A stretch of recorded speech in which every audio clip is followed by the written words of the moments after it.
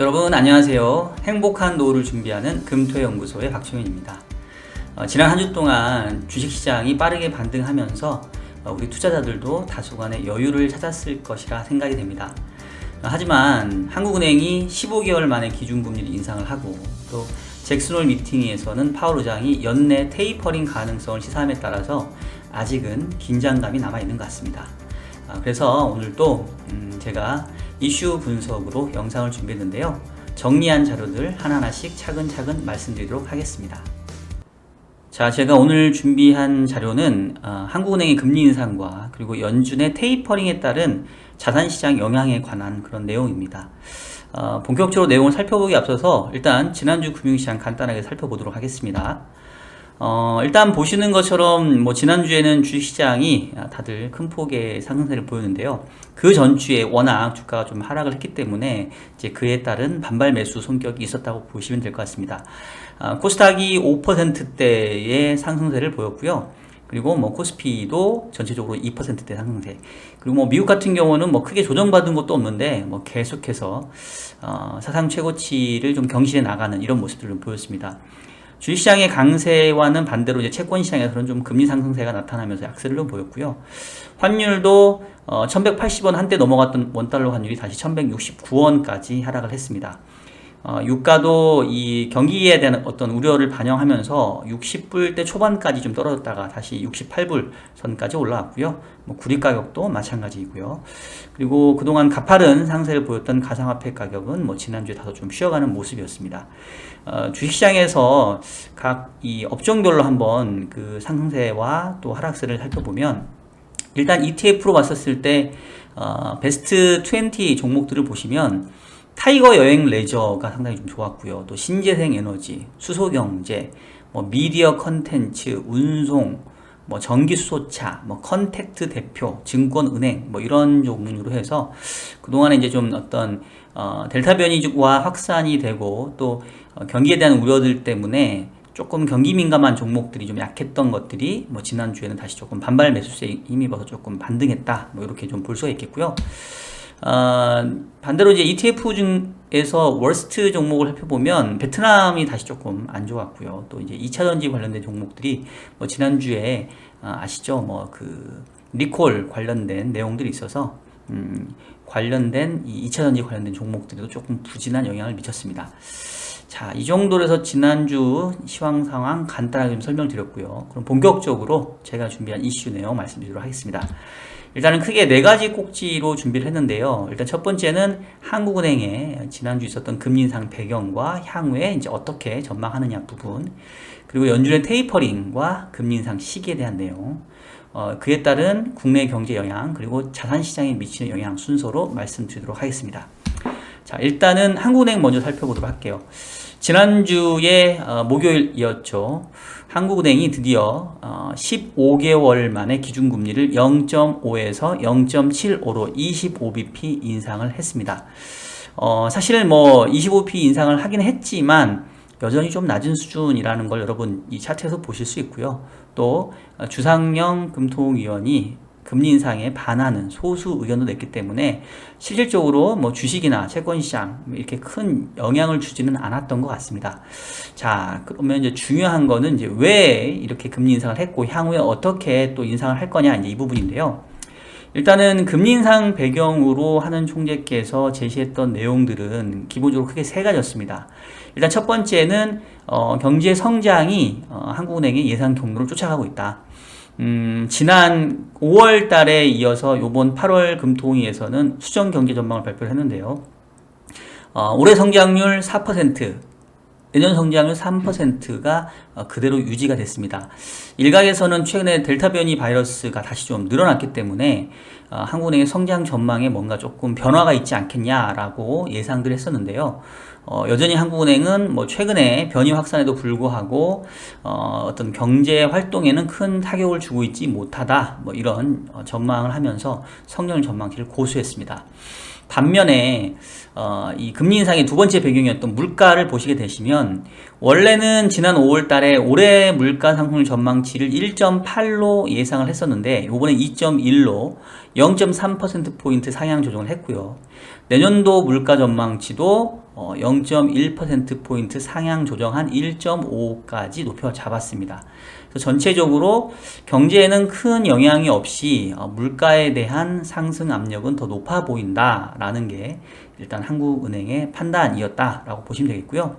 그리고 마지막 세 번째 이유는 결국은 이번 금리 인상의 직접적인 이유라고 할 수 있는 가계부채에 대한 내용이라고 할 수가 있겠습니다. 지금 보시는 차트는 분기별로 이 민간의 가계 신용이 얼마나 늘어나냐 하는 부분인데요. 지금 2분기 기준으로 우리 가계의 가계 신용, 그러니까 여기에는 가계 대출 부분하고 이제 뭐 카드 판매 이런 내지는 카드 대출 이런 것들이 포함된 판매 신용까지 합쳐져서 현재 1,805조 9천억 원이 국내 가계 부채 총량으로 지금 늘어난 것을 확인하실 수가 있습니다. 요거를 좀 증가율로 한번 보여드리면 보시는 것처럼 가계 신용의 잔액 증가율을 보시면 2017년도에 뭐 11.6%로 두 자릿수를 기록한 이후에 이제 그동안 쭉 하다가 2019년 한 2분기 정도를 지금 바닥으로 해서 지금 빠르게 올라서 다시 두 자릿수대의 증가율을 보여주고 있습니다. 최근에 뭐 저금리도 그렇고 또 부동산 가격 상승세가 상당 부분 이 가계부채의 증가세를 좀 이끌고 있는 걸로 보여지고요. 한국은행 입장에서는 현재의 이 저금리 기조가 지속될 경우에는 가계부채 증가세가 향후에 더 늘어날 수 있고 결과적으로는 이것이 향후에 이 한국 경제도 상당한 좀 위협이 될 것이다. 특히나 이제 금융 불균형 문제를 심화시킬 것이다. 그로 인해서 조금씩이라도 금리를 높여서 이런 금융 불균형에 심화되는 부분들을 조금은 진정시켜야 되겠다. 이제 이런 것이 이번 금리 인상의 가장 큰 배경이 되었다. 이렇게 여러분 보시면 될 것 같습니다. 자, 그리고 특히나 이제 한국은행이 어떤 그 가장 위협스럽게 느껴졌던 이유가 아마 이제 이 차트를 보시면 될 것 같아요. 이거는 이제 한국은행이 이 정부에 보고하는 그런 보고서의 일부 내용 중에 있는 차트인데요. 여기 보시면은 이제 파란색은 가계부채 증가율을 나타내고 약간 이 살색은 이 주택가격 증가율을 나타냅니다. 이렇게 보시는 것처럼 2000년부터 뭐 한 2020년 동안 20년의 기간 동안 상관계수가 0.75 정도. 그러니까 뭐 사실 상관계수라고 하는 거는 어떤 게 원인이고 어떤 게 결과인지까지 정확하게 알 수는 없어요. 하지만 가계부채가 늘어난 부분이 주택가격 상승과 연관이 있다라는 것을 충분히 통계적으로 우리가 확인을 할 수가 있고요. 자, 그런데 문제는 예전에는 특히 한 2014년만 하더라도 가계부채가 늘어날 때 여기서 말하는 게 파란색이 가계부채의 증가율이고 요 살색이 이제 민간소비 증가율인데 가계부채가 늘어날 때 민간소비도 같이 증가하는 경향을 보였습니다. 2000년부터 2013년까지 양 지표의 코릴레이션이 약 0.67% 정도 됐는데요. 근데 문제는 2014년부터는 코릴레이션이 0.35로 뚝 떨어졌고 특히나 한 2019년 말부터는 오히려 가계부채가 늘어나고 있는데 민간소비는 급감하는, 즉 음의 상관계수를 보여주기 시작합니다. 즉 한국은행이 이제 판단하기로는 그동안에는 그래도 가계부채가 늘어난 것들이 물론 뭐 주택가격 상승과 이제 연관된 부분이 있지만 대체적으로 가계부채의 증가세가 민간소비도 동반하는 경향이 있었기 때문에 이게 경제에 그렇게 부정적이진 않다라고 조금은 안심했던 것 같은데 2019년 넘어가면서부터는 오히려 가계부채가 늘어나면서 이제 소비가 줄어들고 있는 모습을 보여주고 있죠. 그러다 보니까 결국은 가계부채 늘어난 것들이 전반적으로 가계의 소비 여력도 위축시키고 있고 상당히 좀 부실화될 가능성을 좀 높이고 있다. 이렇게 지금 판단을 하고 있는 것 같습니다. 그리고 사실 뭐 제 주위를 둘러본다 하더라도 뭐 이게 그렇게 큰 잘못된 얘기는 아닌 것 같아요. 그래서 한국은행 입장에서는 빠르게 늘어나는 가계부채를 조금은 억제해야 될 필요가 있다라고 좀 판단을 한 것 같고요. 최근에 이 금융위에서 진행하고 있는 이 은행권의 이 가계대출의 총량 규제도 결국은 이제 이것과 맞물려 돌아간다. 이렇게 좀 볼 수가 있겠습니다. 자, 그러면 이제 관심사는 요번에 금리 정상화의 첫 발을 뗐다라고 지금 얘기를 하고 있는데 다음번에 금리 인상은 언제 있을 거냐? 뭐 이게 단발로 끝나진 않겠죠. 과거의 히스토리를 보게 되면 한국은행의 기준금리를 단발 인상에 그쳤던 거는 2002년도 딱 한 번 있었습니다.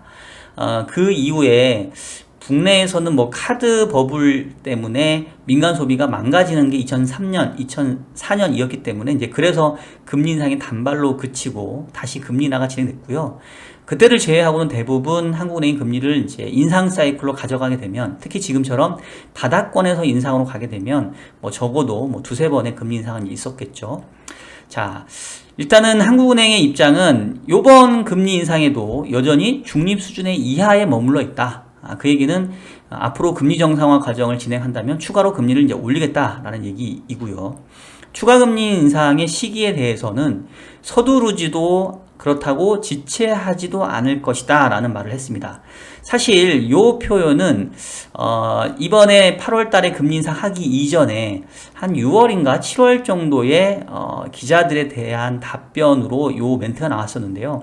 그 당시도 서두르지도 그렇다고 해서 지체하지도 않을 것이다 라고 얘기하고는 한 2개월 내지는 뭐 늦어도 3개월 이내에는 이제 금리 인상이 진행이 됐습니다. 자, 그래서 시장에서는 현재 이주열 총재의 임기가 내년 3월로 예정이 되어 있는데요. 내년 3월까지는 현재 4번의 금통위가 남아 있습니다. 바로 10월, 11월, 그리고 내년 1월, 2월입니다. 그래서 이 4차례 금통위 중에 적어도 한 번 정도는 금리를 좀 더 인상을 하고 퇴임을 하지 않겠느냐라는 그런 예상들이 높아지고 있고요. 최근에 이런 그 정부와 또 한국은행의 강력한 이 금융 불균형 완화에 대한 의지를 감안해 보면 뭐 충분히 설득력이 있다라고 생각이 됩니다. 현재 지금 뭐 10월, 11월, 1월, 2월 중에 8월에 인상을 했으니까 다음 10월에 곧바로 추가 금리 인상을 할 가능성은 낮아 보이고요. 그렇다고 해서 내년 2월도 조금 늦어 보이고, 현재로서는 11월 내지는 1월이 조금 유력하지 않을까 싶습니다. 뭐 특히나 내년 3월 달에 대통령 선거까지 있기 때문에 뭐 일정은 아마 11월 아니면 1월 둘 중에 좀 잡아야 될 것 같고요. 일단 기본 가정을 우리가 현재 코로나 백신을 추석 전까지 1차 접종이 뭐 한 70% 되고, 또 10월 말까지 해서 2차 접종이 한 60-70%까지 이른다고 한다면, 그리고 그로 인해서 이제 위드 코로나로 이렇게 바뀌게 된다라고 한다면 아마도 11월 달에 추가적인 금리 인상이 이루어질 가능성이 조금 높지 않냐, 이렇게 생각이 되고요. 만약에 연내에도 여전히 백신 접종률이 상당히 좀 저조하다, 그리고 위드 코로나로 전환되지 못하고 계속해서 지금과 같은 4단계 거리두기가 진행이 된다라고 한다면 내년으로 금리 인상이 미뤄질 가능성도 꽤 높다, 이렇게 보고 있습니다. 일단 기본적인 전망은 11월 가능성을 조금은 높게 보고 있다, 이렇게 여러분들 말씀을 드리고 싶고요. 자, 그리고 그 다음에 이제 또 중요한 게, 그러면 요번에 기준금리를 올려서 지금 이제 금리 정상화 시작이 됐는데 과연 요번 사이클에서 금리를 그럼 얼마까지 좀 올릴 수 있겠느냐, 이제 이게 상당히 또 중요한 관심사가 됩니다. 일단 여기 보시는 차트는 빨간색은 한국은행의 기준금리를 나타내는 차트이고요. 녹색은 미국의 기준금리입니다. 지금 미국은 여전히 제로금리 수준에 머물러 있고 한국은행이 이제 금리 인상에 첫 발을 뗀 상황인데, 자, 여러분 보시면 그 한눈에 보실 수 있듯이 이 기준금리의 고점과 저점이 꾸준히 낮아지고 있습니다. 2008년도에 우리 기준금리 5.25 갔다가 쭉 떨어져서 2%까지 인하가 됐고요. 그 다음에 2%에서 2011년 기준금리 올렸던 게 3.25까지입니다. 즉 5.25와 한 절반 정도 수준까지 금리를 올리지 못하고 다시 금리 인하 사이클이 이제 진행이 됐고요. 그리고 2016년도에 기준금리가 1.25까지 갔다가 역시 한 번, 두 번 해서 겨우 1.75까지 갔다 놓은 다음에 다시 요번에 금리 인하 사이클이 진행이 됐습니다. 자, 이번에 금리를 지난 코로나 2019년도부터 이제 진행된 금리 인하 사이클에서의 고점이 1.75였고, 이번이 0.5가 바닥이었는데, 그러면 과연 요번에 금리를 올리면 얼마 정도까지 올릴 수 있겠냐라는 거죠. 과거의 경험들을 놓고 보게 되면 기존의 고점과 저점의 한 중간 정도 수준도 사실 그렇게 쉽게 가지 못했다라는 것을 여러분 확인하실 수가 있습니다. 그래서 일단은 지난번 1.75 고점, 그리고 요번에 0.5 고점으로 놓고 본다고 한다면 요번에 기준금리가 인상된다고 한다면 요번 사이클에서는 아마도 1.25 전후 정도로 기준금리가 이제 인상될 가능성이 높지 않냐, 이렇게 저는 좀 판단을 하고 있고요. 지금 이제 0.75니까 추가적으로 앞으로 2번 정도, 뭐 아주 많아야 한 3번 정도 인상돼서 1.25 내지는 1.5 정도가 요번 기준금리 인상의 상당 부분이 되지 않을까라고 판단을 하고 있습니다. 요구에 상당히 이제 중요한 게, 제가 아무래도 이제 금융시장에 있고 또 이자율과 관련된 일을 오랫동안 해왔기 때문에 이제 저에게 지인들이 가장 많이 물어보는 거는, 기준금리가 이제 인상되기 시작했으니까, 야, 대출금리 고정, 변동이었던 거 이제 고정으로 막 갈아타야 되는 거 아니야? 근데 사실 이 질문을 제일 많이 하시거든요. 근데 이제 제가 거기에 답변을 드리는 게 뭐냐면, 이미 여러분 은행 대출을 보시면 고정금리가 변동금리보다 높게 형성이 되어 있습니다. 자, 그런데 이제 이 고정금리하고 변동금리의 이 스프레드 차이를 여러분 보셔야 돼요. 그러니까 지금 제가 예상하기로는 현재 기준금리 0.75인데 앞으로 여기서 더 많이 인상해봐야 잘해야 2번 내진 3번 정도 본다고 했잖아요. 그러니까 50에서 75bp 정도 됩니다. 자, 그 얘기는 만약에 여러분들이 은행에서 적용받는 그 대출금리가 변동금리보다 고정금리가 75bp, 뭐 적어도 50bp 이상이라고 한다면, 제가 봤을 때는 이제 와서 변동에서 고정금리로 바꿀 유인이 없어요. 만약에 변동금리랑 고정금리랑 거의 비슷하다라고 한다면 고정금리로 바꿔볼만 하겠죠. 근데 이미 고정금리가 변동금리보다 그만큼 높습니다. 그리고 설령 50bp, 75bp 높다 하더라도 앞으로 금리 인상 사이클이 제가 봤을 때는 여기에서 빠르게 50bp, 75bp 인상 못 하거든요. 지금 현재 저의 전망으로는 뭐 올해 말 내진 내년 초에 한번 인상하고, 그 다음에는 인상을 쉬다가 내년도 하반기 내지는 내후년도 미국의 금리 인상 사이클에 맞춰서 다시 또 금리 인상이 재개되는 이런 흐름을 보기 때문에, 아마도 실제로 우리 기준금리가 요번 사이클에서 1.25나 1.5까지 가는 시기가 제가 봤을 때는 빨라야 2022년 말 내지는 2023년 정도로 보고 있습니다.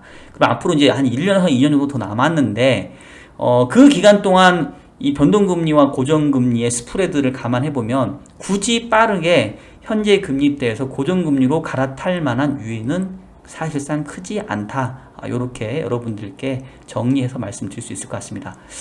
자, 그렇다고 한다면 두 번째 이슈 넘어가서, 그러면 이제 연준의 테이퍼링과 또 금리 인상 시기는 어떻게 될 것이냐, 또 당연히 이것들이 우리 통화정책과 연결되기 때문에 이어서 살펴보도록 하겠습니다. 자, 지금 지난주 금요일이었죠. 연준이에서 이제 그 잭슨홀 미팅이 있었는데, 사실은 뭐 잭슨홀 미팅은 연준이 주최하는 게 아니라 캔자스시티라고 하는 그 잭슨홀 지역에서 아주 그 시골의 이제 휴양지에서 이제 진행하는 건데요. 요번에는 지금 그 델타 변이가 좀 늘어나면서 원래는 3일간의 대면 컨퍼런스가 진행될 걸로 예상이 됐었는데, 지금 하루짜리 비대면 컨퍼런스로 진행됐습니다. 어쨌든 이제 파월 의장은 뭐 시장에서 여러 가지 얘기들이 있었는데 테이퍼링에 대한 스케줄을 밝혔는데요. 일단은 파월 의장이 얘기하기로는 우리 연준이 예상하는 대로 지금 미국 경제의 추가적인 진전이 계속 진행이 된다고 한다면 연내에 테이퍼링을 시작하는 게 바람직할 것 같다. 그게 7월 FOMC 의사록에서 나타난 다수의 의원들의 생각이었고요. 파월 의장도 이거에는 크게 반대하지는 않는 이런 모습으로 지금 보여집니다. 그래서 테이퍼링 시기를 생각을 해본다라고 한다면, 제가 봤을 때는 어쨌든 간에 테이퍼링을 공식 선언하는 거는 본 회의, FOMC 회의여야 되거든요. 그래서 지금 이제 9월 달에 FOMC 회의가 있고, 9월 초에 발표되는 미국의 고용 지표가 지난 7월, 8월과 마찬가지로 계속해서 견조한 회복세를 이어진다고 한다면, 빠르면 10월에도 테이퍼링이 시작될 가능성이 높아 보이고요. 늦어도 12월 정도에는 테이퍼링이 실제로 진행될 걸로 생각을 하고 있습니다. 중요한 것도 이제 규모일 텐데요. 지금 현재 연준은 매달 1,200억 달러의 채권 매입을 해주고 있습니다. 800억 달러의 국채와 400억 달러의 MBS를 사주고 있는데요. 지금 아주 강성으로 얘기하는 쪽은 내년 1분기까지 다 맞춰야 된다. 그러니까 10월부터 시작해서 내년 1분기면 6개월이니까 매달 200억 달러씩 줄여야 된다. 뭐 이런 얘기들을 뭐 제임스 블러드라든가 또 강성 맥파의 가장 앞단에 있는 뭐 로버트 카플란이라든가 이런 분들이 지금 얘기를 하고 계시는데요.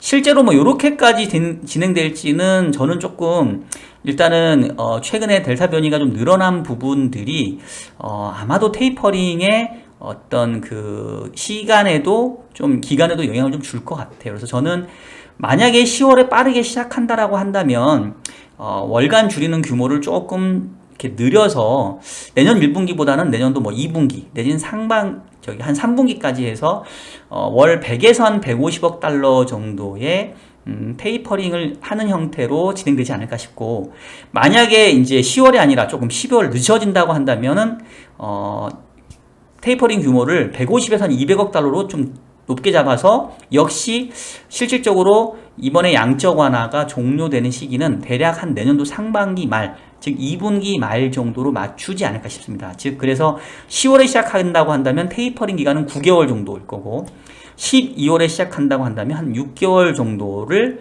생각을 해서 현재 1200억 달러를 안분해서 이 테이퍼링의 규모가 결정되지 않겠느냐, 이렇게 지금 판단을 하고 있습니다. 자, 그런데 여러분, 이 지난주 금요일날 미국장은 상당히 좀 재밌는 모습을 보여줬는데요. 연내에 파월 의장이 이렇게 테이퍼링의 가능성을 시사했음에도 불구하고 미국 증시는 상승세를 보였고 달러화는 약했고 또 미국 금리는 하락하는 모습을 보였습니다. 자, 그 이유는 여기 기사 제목에도 나와 있는 것처럼 파월이 연내 테이퍼링 가능성을 시사했음에도 불구하고 이것이 금리 인상과 연결되는 직접적인 신호는 아니다. 그리고 금리 인상이라고 하는 건 좀 더 엄격한 그런 어떤 기준을 충족해야 된다 라고 하면서 결국은 테이퍼링을 빠르게 실행한다 하더라도 금리 인상은 여전히 뒤늦게 진행이 될 거다라는, 어떻게 보면 테이퍼링과 금리 인상을 서로 이렇게 선을 긋는 이런 멘트를 보였기 때문에 금융시장은 상당히 좀 안도하는 모습을 보였다, 이렇게 보시면 되겠습니다. 자, 지난번 그 6월 FOMC에서 발표됐던 점도표를 다시 한번 되돌아보시면 당시에 원래는 2023년까지도 기준금리 인상이 없을 걸로 예견하다가 2023년에 이제 두 번의 인상, 즉 50bp의 인상이 있을 거다라고 해서 점도표가 바뀌긴 했는데요. 여전히 금리 인상은 2023년으로 지금 연준은 좀 판단하고 있는 것 같고요. 아마 최근에 좀 테이퍼링도 땡겨지면서 금리 인상 시기도 다소 2023년보다는 뭐 2022년 말, 즉 내년 말 정도로 앞당겨질 가능성도 있어 보입니다. 하지만 현재 미국 경제의 상황들을 생각해 본다고 한다면 뭐 실업률이 계속 떨어지고 있고 물가 지표가 상당히 좀 높은 수준, 그리고 무엇보다도 기업 실적이 상당히 견조하게 나오고 있기 때문에 뭐 금리 인상 시기가 다소 좀 땡겨진다 하더라도 이것이 그렇게 충격을 줄 정도는 아니지 않나라는 생각이 들고요. 여전히 금리 인상은 빨라야 내년 말 내지는 뭐 내후년 정도라는 걸 생각해 본다라고 한다면 실질적으로 테이퍼링이 시작된다 해서 이것들이 뭐 금융시장에 큰 충격을 줄 가능성은 좀 낮아 보이지 않나, 이런 생각을 좀 하고 있습니다. 자, 그러면 앞서 얘기했던 것처럼 이제 한국은행의 금리 인상 스케줄, 그리고 또 연준의 통화 정책의 변화, 이런 스케줄들이 향후에 국내 경제에 어떤 영향을 줄 것인지 한번 살펴보도록 하겠습니다. 자, 일단은 이제 요건 제가 몇 번 보여드렸던 차트인데요. 지금 이렇게 회색 막대 기둥이 세워져 있는 곳은 이제 그 미국 경제의 수축 기간입니다. 지난번이 2개월로 수축 기간이 가장 짧았다라고 보시면 되겠고요. 그 이전에는 128개월의 확장기가 있었고 18개월의 수축기가 있었고 다시 73개월의 확장, 8개월 수축, 뭐 이렇게 진행이 됐습니다. 역사상 참고로 가장 경기 확장기가 짧았던 거는 1980년대 초반에 12개월 정도였고요. 경기 수축기가 제일 짧았던 거는 요번 사이클에서 2개월 정도였다고 보시면 되겠습니다. 여기에서 보여지는 선 차트는 미국의 실업률인데요. 보시는 것처럼 경기 확장기 때는 실업률 떨어지고 수축기에는 급등했다가 천천히 낮아지는 모습들을 확인하실 수가 있습니다. 자, 어쨌든 간에 과거 평균적으로 미국 경제의 평균 수축 기간은 대략 한 10개월 내외 정도, 10개월에서 한 20개월 정도 되고요. 경기 평균 확장 기간은 대략 뭐 한 40개월 정도 전후라고 보시면 되겠습니다. 자, 그래서 지금 MBER의 경기 판단으로는 2020년 4월, 작년 4월이 경기의 저점이었다고 얘기를 하니까 지금 현재 2021년 8월이면 1년 3개월 정도가 이제 지난 거죠. 그러면 1년 4개월, 그러면 한 16개월 정도가 지났다고 볼 수 있겠고, 평균 확장기를 한 40개월 정도 잡는다고 치면 아직도 경기 평균 확장기의 절반도 지나지 않았습니다. 그래서 여전히 미국 경제는 확장기에 있다. 확장기의 중간 정도도 통과하지 못했다. 이제 이렇게 보고 있는 상황이고요. 근데 이제 그 반론을 제기하실 수가 있는 게, 요번에도 경기 수축기가 2개월로 짧았기 때문에 경기 확장기도 혹시 짧게 끝날 가능성 없습니까? 과거에도 보니까 그 1980년도에 6개월로 경기 수축 기간이 짧으니까 경기 확장도 12개월로 짧게 끝난 적이 있거든요. 그래서 요번에도 마치 그럴 가능성은 있어 보입니다. 근데 앞으로 경기를 확장시킬 수 있는 모멘텀, 캐털리스트가 이제 존재하냐, 이제 요게 지금 중요한데요. 이 차트를 보시면은 이 약간 굵은색으로 표시한 게 미국의 소매업체의 매출 증가율이고, 얇은 색으로 있는 게 미국의 이제 소매업체의 재고의 증가율입니다. 보시면 소매 매출은 코로나 이후에 빠르게 회복이 돼서 지금 뭐 역대 최고 수준을 지금 보여주고 있는 반면에 여전히 재고는 상당히 적은 수준에 머물러 있습니다. 그 얘기는 아직은 재고를 확충하기 위한 생산활동, 투자활동이 뒤따라야 된다는 거고요. 이런 것들이 뒤따르는 상태에서 미국 경제의 확장기가 이렇게 단명할 가능성은 낮지 않냐라는 생각이 들고요. 두 번째는 지금 미국의 바이든 정부가 들어서서 최근에 1조 달러의 인프라 투자 법안이 이미 상원을 통과했고요. 지금 추가로 2조 5천, 즉 전체 합산 3조 5천억 달러의 인프라 투자안을 바이든 정부가 현재 몰아붙이고 있는 상황입니다. 현재 하원을 장악하고 있는 민주당, 그리고 상원도 한 표 차이로 캐스팅 보트까지 감안해보면 다수당을 점하고 있는 민주당 입장에서는 이러한 인프라 투자안을 통과시킬 가능성이 높아 보이고요. 그렇다고 한다면은 바이든 앞으로 뭐 4년이 될지 임기가 또 다음도 연임을 할지 뭐 현재로서는 조금 이르지만 그래도 최근의 분위기로 봤을 때는 뭐 연임 가능성이 높지 않냐 싶고요. 그렇다고 했었을 때는 향후 4년에서 8년 동안 인프라 투자안이 진행된다고 했었을 때 미국 경제 확장기가 역시 과거처럼 이렇게 뭐 1년 내로 짧게 끝날 가능성은 저는 좀 제한적이다라고 판단을 하고 있습니다. 그래서 미국 경제가 지난 2, 4분기에도 한 6.6% 정도의 성장률을 보였는데요. 올해 미국 경제 성장률 전망치가 6%대입니다. 그래서 현재로서는 그 전망의 실현 가능성이 높아 보이고 내년에도 한 4% 정도. 근데 지금은 미국 경제의 잠재 성장률은 2% 정도 수준이기 때문에 사실 올해 6%, 내년도 4% 정도면 상당히 높은 고성장세가 좀 이어진다. 이렇게 좀 판단을 해야 될 겁니다. 자, 다만 단기적으로 좀 우리 금융시장에 영향을 미칠 수 있는 거는 미국 경제가 여전히 확장 국면의 절반 정도 수준도 지나지 않았다라고 볼 수 있지만 이른바 이 경기 회복의 속도는 올해 2분기를 고점으로 해서 지금 빠르게 좀 둔화되고 있는 것은 맞는 내용입니다. 지금 이제 ISM 제조업, 비제조업 지수들이 지금 하향 전환이 됐고요. 최근에 또 코로나 델타 변이까지 늘어나면서 이 소비자 심리도 조금 위축이 되고 있고 실질적으로 소매 매출도 다소 조금 둔화되고 있는 형국입니다. 그래서 이런 걸 감안해 보면 기저효과 상에서 내년도 상반기까지는 미국의 어떤 경기 회복 속도가 조금 떨어지는 시기, 모멘텀도 약화되는 시기이기 때문에 내년도 상반기, 적어도 내년도 1분기까지는 다소 금융시장에서도 이러한 모멘텀의 둔화가 다소 좀 부정적으로 작용할 수 있다. 이런 부분들도 좀 염두를 두셔야 될 것 같고요. 한국 경제도 사실 마찬가지입니다. 지난해 5월을 바닥으로 해서 경기 선행지수, 경기 동행지수가 모두 빠르게 급등을 했는데요. 최근에 좀 기울기가 좀 밋밋해지고 있고요. 그리고 국내 경제에 선행하는 수출 증가율이 지난 5월 달에 한 45% 갔던 게 지금 최근에는 한 29%까지 좀 떨어졌습니다. 지금 8월 수출 증가율 다시 좀 높아지고 있는 모습이긴 한데요. 전체적으로 기저효과들을 좀 생각을 해 본다고 한다면 수출 증가율은 조금씩 떨어져서 아마도 내년도 한 7월, 8월까지는 수출 증가는 쭉 낮아지는 모습들을 좀 보일 것 같아요. 그럼 역시 전반적으로 경기는 경로에 있긴 하지만 적어도 한 6개월 정도는 이제 모멘텀이 떨어지는 구간들에 우리가 좀 진입을 하고 있다. 이렇게 좀 봐야 될 것 같고요. 이것이 또 단기적으로 금융시장, 뭐 주식시장에도 그렇고 여러 금융시장에는 상당한 의미를 줄 거라고 생각을 합니다. 자, 다만 이제 길게 봤었을 때는 뭐 이른바 이제 골디락스 경제를 저도 계속 보고 있는데요.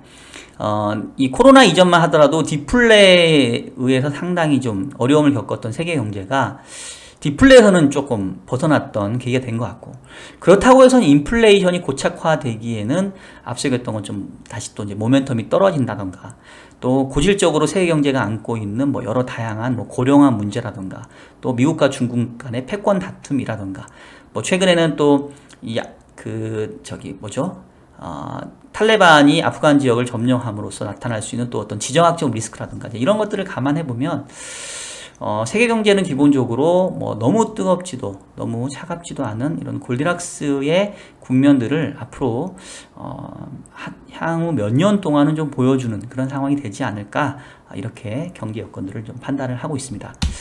자, 그러면 이제 이어서 이러한 여건들이 우리 자산시장에는 어떤 영향을 줄 것인지 한번 살펴보도록 하겠습니다. 자, 여기 보시는 차트는 올해 8월 26일까지의 각 자산군별의 수익률 성과하고 작년의 성과를 이제 같이 비교해서 보여주는 겁니다. 그래서 약간 곤색은 올해 8월 26일까지 성과이고요.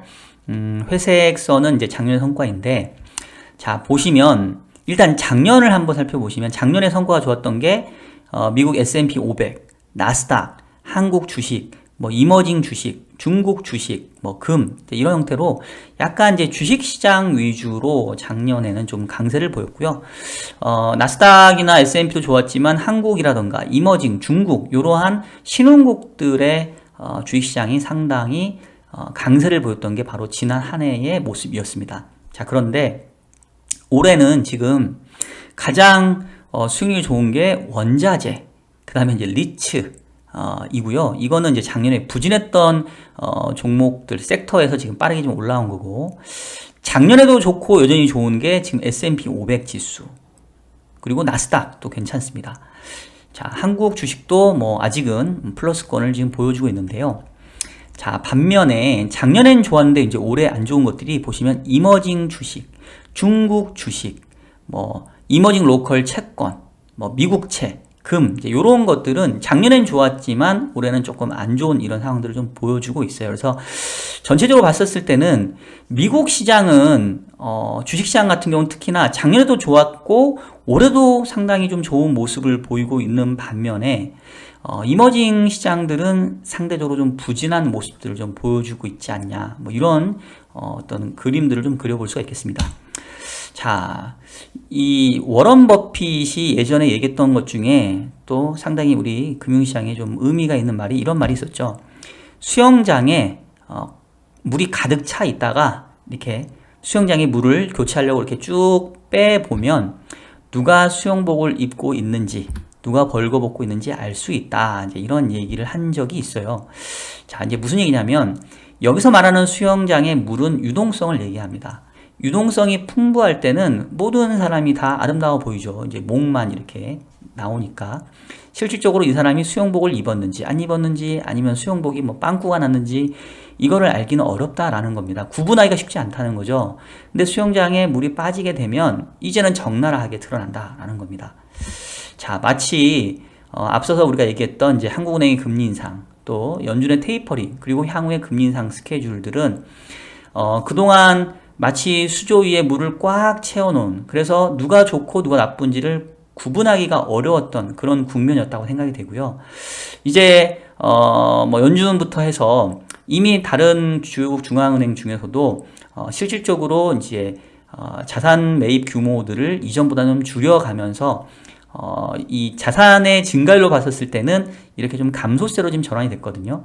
그러니까 유동성이 줄고 있진 않죠. 유동성의 증가율 자체가 좀 떨어지고 있는 거죠. 근데 어쨌든 금융시장에서는 이런 모멘텀의 변화들을 이렇게 민감하게 반응하다 보니까 마치 증가율이 떨어진다 하더라도 이게 이 수조에 물이 줄어드는 것과 같은 이제 그런 어떤 느낌을 받게 될 거고요. 그럼 결국은 이제는 글로벌 투자 자금들이 선별화를 시도한다는 겁니다.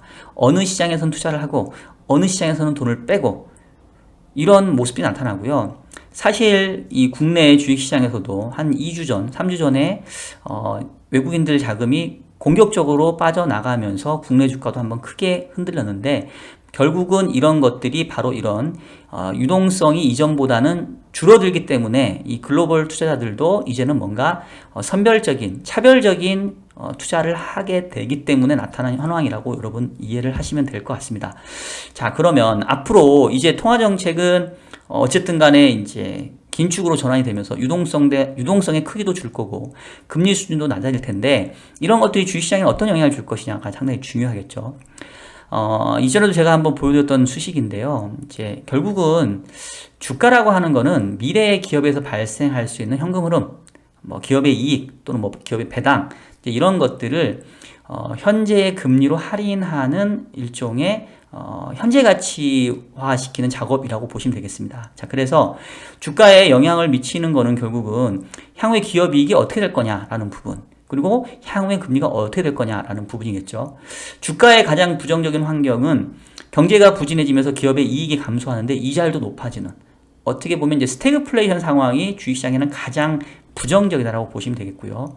반대로 제일 좋은 때는 기업의 이익이 늘어나는데 금리는 그렇게 높아지지 않는, 뭐 어떻게 보면 이제 골디락스 환경이 사실은 이 주식시장에는 가장 좋다고 볼 수 있겠습니다.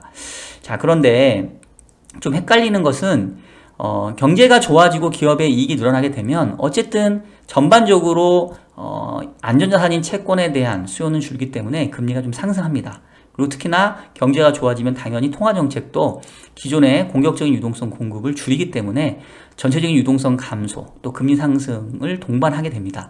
자, 그러면 이제 헷갈리는 거죠. 투자자 입장에서는 과연 경제가 좋아질 때 금리가 올라가게 되면 어떤 쪽에 영향을 더 많이 받느냐라는 거죠. 그래서 결국은 이 통화정책 또는 금리와 주식시장과의 관계는 경제가 좋아지는 속도, 수준, 즉 경제 성장률하고 금리의 레벨이 어느 쪽이 더 크냐 낮냐를 이렇게 구분하신다고 보시면 되겠습니다. 즉 금리가 상승을 하는데 만약에 이것보다 뭐 비례해서 내지는 그 이상으로 경제가 좋아진다고 한다면 여전히 금리 상승에도 불구하고 주식시장에는 유리한 환경이라고 보시면 되겠고요. 거꾸로 이제 뭐 경제가 위축이 돼서 금리를 낮춰주는데 아무리 금리를 낮춰준다 하더라도 경제가 둔화되는 속도가 빠른다고 한다면 주식시장은 크게 반등하기 쉽지는 않겠죠. 그래서 결국은 경제의 성장하는 수준하고 금리의 수준이 어느 쪽이 더 높고 낮으냐 어떤 이런 시소관계다라고 보시면 되겠고요. 그래서 과거에도 보게 되면 기준금리가 인하되다가 인상 사이클로 갔던 초입 기간에는 여전히 금리 수준이 성장의 수준보다는 낮기 때문에 이 주가도 상승세를 지속을 하다가 금리 인상이 꽤 진행이 돼서 이제는 이런 금리 수준이 성장률 수준을 초과하게 되면 그때부터는 이제 주가도 크게 조정을 받는 이런 패턴들을 보여줍니다. 여긴 지금 미국 기준금리하고 한국 코스피를 지금 비교해 놓은 차트이고요. 우리 기준금리하고 우리 코스피를 비교해도 비슷합니다. 기준금리 인상 초입기에는 주가가 잠시 주춤하긴 하지만 여전히 상승세를 보이다가 금리 인상이 상당 부분 진행된 그 다음부터는 이제 빠르게 이렇게 좀 조정을 받는 이런 모습들을 과거에도 여러분 확인하실 수가 있습니다. 그래서 결국 중요한 거는 실질적으로 금리가 오르냐 내리냐보다 더 중요한 건 금리가 향후에 성장률의 수준을 초과하느냐 그렇지 않냐인데요. 여기 보시면은 이제 기준금리가 성장률 수준을 초과하는 구간들을 이렇게 보실 수가 있습니다. 대부분 금리 인상 사이클의 후반부가 이렇게 되겠죠. 자, 그러면 지금은 어떨까요? 현재 미국 같은 경우는 기준금리 여전히 제로 금리이고요. 미국 올해 성장률 뭐 6, 7% 예상되고 내년에도 한 3%대, 그 다음에 내후년에도 한 2.4% 예상이 됩니다. 미국이 테이퍼링을 올해 연내 시작한다 하더라도 빨라야 금리 인상은 내년 말이고요. 그 다음에 실질적으로 미국의 기준금리가 2% 수준까지도 가기가 쉽진 않아 보이는데 가려고 한다면 적어도 2024년, 25년 돼야 되겠죠. 그렇다고 한다면 과거의 구간상에 봤었을 때는 여전히 기준금리가 인상된다 하더라도 성장률을 밑도는 구간, 여전히 주식시장에는 유리한 구간이 앞으로 몇 년 동안은 계속 유지가 된다. 이렇게 보셔야 되지 않을까 싶고요. 한국도 마찬가지입니다. 지금 한국은행이 기준금리 이제 0.75로 올렸는데 역시 0.75로 기준금리 올렸지만 올해 성장률 4%, 내년도 3%. 물론 저는 이제 이거보다는 좀 성장률 낮게 보긴 하지만 여전히 성장률보다는 한참 낮은 금리 수준이기 때문에 이게 실질적으로 뭐 경제에 타격을 준다던가 뭐 주가를 크게 꺾어버린다던가 뭐 이럴 가능성은 아직은 시기적으로 너무 이르지 않냐, 이렇게 저는 좀 판단을 하고 있습니다. 사실은 이 주식시장 입장에서는 이런 금리 변수보다 더 중요한 게 사실 환율입니다. 여기 보시면 지금 녹색은 우리 코스피이고요. 빨간색이 이 달러 인덱스를 나타내는 건데, 달러 인덱스가 이렇게 상당히 가파르게 상승하는 구간에서 대체적으로 국내 증시는 큰 폭의 조정 내지는 상당히 좀 재미없는 모습을 보인 적이 있습니다. 최근에도 지금 달러 인덱스가 조금 올라오고 있고, 특히나 우리 환율이 1080원을 저점으로 지금 한때 1180원까지 100원 가까이 급등을 했기 때문에 이렇게 가파른 환율의 상승세가 진행이 된다라고 한다면 국내 증시에도 상당히 좀 부정적인 어떤 요인으로 작용할 수 있다라고 좀 봐야 될 것 같아요. 그리고 최근에 이렇게 환율이 약세를 보이는 건, 원화가 약세를 보이는 거는 사실 달러 인덱스는 뭐 지난 주말 다시 또 92점 몇까지 떨어져서 달러 인덱스가 뭐 그렇게 막 바닥 대비 크게 올라간 것도 아니거든요. 사실 최근은 달러가 강하다기보다는 이제 원화가 약하다라고 좀 얘기를 해야 되는데, 뭐 두 가지 정도 이유가 있는 것 같아요. 하나는 이제 중국 위안화가 좀 약한 부분. 그다음 두 번째는 뭐 다른 채널에도 얘기를 했었습니다만은 외국인들이 국내에서 자금을 빼고 나가는 것도 있지만 요즘은 뭐 서학개미다 이래가지고 국내에 그 투자자들이 해외로 나가는 투자가 상당히 많아졌죠. 국민연금도 해외 투자를 늘리고 있고 우리 개인 투자자들도 서학개미 운동이 활발하게 벌어지고 있기 때문에 그런 것들이 기본적으로 조금 환율의 방향을 하방 경직성을 만들고 좀 위쪽으로 자꾸 이제 만드는 요인이 아닌가 싶습니다. 그래서 예전보다는 환율이 상당히 조금 이렇게 저점을 높여가는 그런 형국인 것 같긴 해요. 자, 그런데 그렇다고 해서 뭐 환율이 여기서 뭐 1200원 뚫고 뭐 1300원까지 가는 뭐 이런 정도의 상황까지 보는 거는 또 너무 과한 전망이 아닌가. 왜냐하면 여전히 무역수지 흑자를 기록을 하고 있는 상황이고 외국인들 최근에 2년 동안 이미 상당한 거의 50조 넘는 그 순매도세를 보였기 때문에 저는 개인적으로 뭐 여기서 더 외자가 크게 이탈할 가능성들은 그렇게 또 너무 과한 우려이지 아닌가 싶고요. 지금 오늘은 차트를 뺐는데 그 통화수합금이라고 해서 외국인들의 국내에서 달러를 조달할 수 있는 여건을 나타내는 그 인디케이터를 보게 되면 현재 외화 유동성엔 전혀 문제가 없습니다. 그래서 최근에 환율 상승 부분들이 다소 조금 심리적으로 과한 게 쏠려있던 것들이 좀 작용하지 않았을까, 이렇게 좀 생각을 하고 있습니다. 그래서 결론적으로 주식시장에 대한 기본적인 저의 전망은 일단은 지난번 3316까지 한번 고점을 높여봤는데 일단 내년도 상반기까지는 전체적으로 경기 모멘텀이 좀 떨어지는 구간, 또 국내 수출도 지금 이제 둔화 국면으로 가기 때문에 요 전고점을 그때까지 다시 돌파하기에는 좀 어렵지 않나라는 생각이 들고요. 그렇다고 해서 3000선을 또 깨고 내려가서 뭐 하염없이 미끄러진다? 이러기도 쉽진 않아 보입니다. 그래서 제가 가지고 있는 기본적인 한 6개월 정도 뷰 안에서는 코스피는 한 3000과 한 3300 정도의 박스권 내에서 등락을 거듭하는 정도 있지 않을까 싶고요. 그 안에서 좀 업종별로 좀 차별화되는 이런 모습들을 생각을 하고 있습니다. 그래서 주식시장에서 지금 완전히 자금을 완전히 빼야 되는 시기는 아니다 라고 보여지지만 그렇다고 해서 주식을 현재의 수준에서 너무 공격적으로 투자하기에도 조금 부담스러운 업종별로 좋은 것들 위주로 선별하는 작업들이 필요하다고 생각이 되고요. 그럼 이제 뭐가 좋아요? 라고 분명히 또 물어보시겠죠. 일단은 흔히 말하는 반도체와 같은 경기민감주는 저는 향후 6개월 정도를 내다봤을 때는 그렇게 유망하진 않다고 보여집니다. 그래서 그 기간 동안에는 이제 흔히 말하는 이제 BBIG, 배터리, 바이오, 인터넷, 게임 요 네 개의 섹터와 업종이 그래도 조금 유망하지 않을까 싶고요. 특히나 이제 아주 메가 트렌드로 봤었을 때는 내연기관이 이제 전기차로 바뀌게 되면서 전기차 침투율이 계속 높아지다 보니까 이거와 관련된 전기차 산업들, 그러니까 결국 뭐 배터리 관련주, 또 뭐 이제 전기차와 관련된 뭐 여러 가지 소재, 그 다음에 뭐 우리나라 자동차 섹터도 제가 봤을 때는 그런 측면에서는 좀 괜찮지 않을까 싶고요. 그리고 이제 이 코로나 이후로 또 다시 또 백신이라든가 치료제에 대한 관심 높아지니까 여전히 국내에서 바이오 산업도 괜찮을 것 같고, 그리고 이제 뭐 코로나가 어느 정도 좀 진정이 되면 다시 대면 활동이 늘어나긴 하겠지만, 그래도 제가 봤을 때는 대면과 비대면이 좀 섞이는 상황으로 보게 되거든요. 그럼 이제 뭐 인터넷 관련된 정보도 괜찮을 거고, 그 다음에 이제 뭐 게임 관련된 것도 뭐 메타버스 관련해서 어떻게 보면 이제 가장 근접해 있는 게 또 게임 산업이 되지 않을까 싶습니다. 그래서 이런 쪽은 계속해서 BBIG 위주로는 좋은 주가의 모습을 예상을 하고 있고요. 그리고 아마도 추석 전후로 해서 백신 접종률이 한 70%를 넘어가게 되면서 이제 위드 코로나 체계로 바뀌게 된다고 한다면, 그동안 뭐 여행이라던가 또 뭐 항공, 또 뭐 도박 뭐 이런 거, 이런 대면 관련된 또 뭐 화장품 뭐 이런 종목들도 향후에 좀 모멘텀을 좀 받을 수 있지 않을까, 이렇게 조금 저는 선별한 그런 주식시장에서의 어떤 포트폴리오 구성이 좀 필요하다, 이렇게 좀 말씀드리고 싶고요. 그 다음에 두 번째로 살펴볼 거는, 그럼 이제 채권은 어떻게 되느냐. 기준금리가 인상이 되고 뭐 연준이 테이퍼링하고 그럼 뭐 채권 다 팔아야 되는 거 아니라고 생각할 수 있는데, 제가 누차 얘기하지만 여러분, 금리가 하나의 금리가 있는 게 아니고요. 뭐 단기금리, 중기금리, 장기금리 이런 것들이 있습니다. 그래서 대체적으로 단기금리는 이런 통화정책 변화에 민감하기 때문에 앞으로 지금 금리가 올라갈 수 있는데, 반면에 장기금리는 이러한 통화정책 변화가 향후 경제에 어떤 영향을 미칠 것인지가 한 쿠션을 먹고 들어가거든요.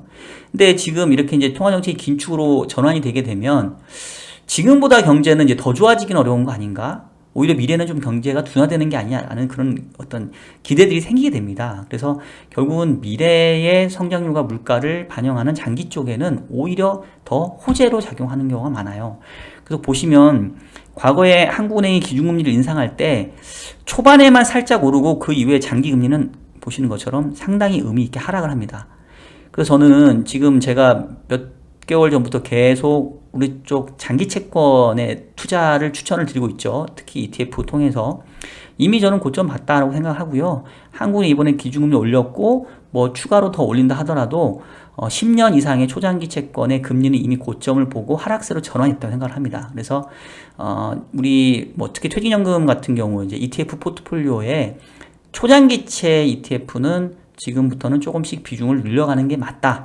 지금이라도 아직 늦지 않았다. 오히려 이렇게 뭐 금리 인상하고 테이퍼링 이슈 때문에 장기채 금리가 한 번씩 조금씩 올라올 수 있는데, 그때마다 여러분들 저가 매수의 기회로 활용을 하시다라고 다시 한번 좀 추천을 드리고 싶습니다. 자, 외환시장 같은 경우는 뭐 사실 우리가 환율에 투자를 할 건 아닌데, 앞서 했던 것처럼 환율이 좀 중요하니까 일단은 우리가 이제 금리를 올리긴 했지만 뭐 미국이 테이퍼링 한다는 얘기는 사실상 우리나라의 금리 인상과 같은 효과이고요. 통화정책의 큰 물줄기가 바뀌기 때문에 이런 것들이 달러화에는 강세, 또 신흥국 통화에는 좀 약세로 작용할 가능성이 큽니다.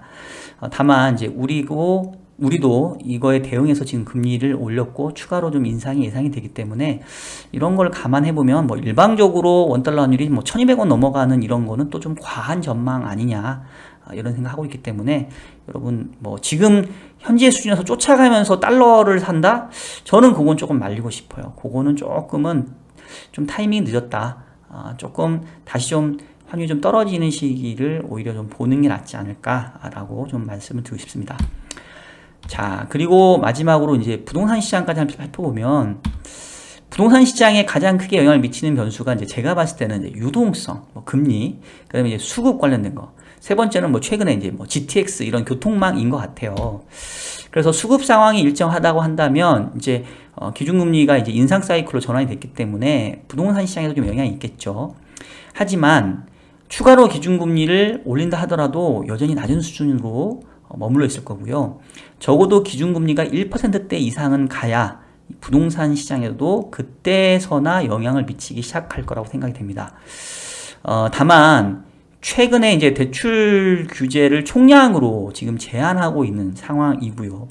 그리고 일부 가격 상승폭이 과하게 진행됐던 쪽에서는 일정 부분 조금은 차별화가 진행될 가능성도 좀 유의를 해야 되지 않을까 싶습니다.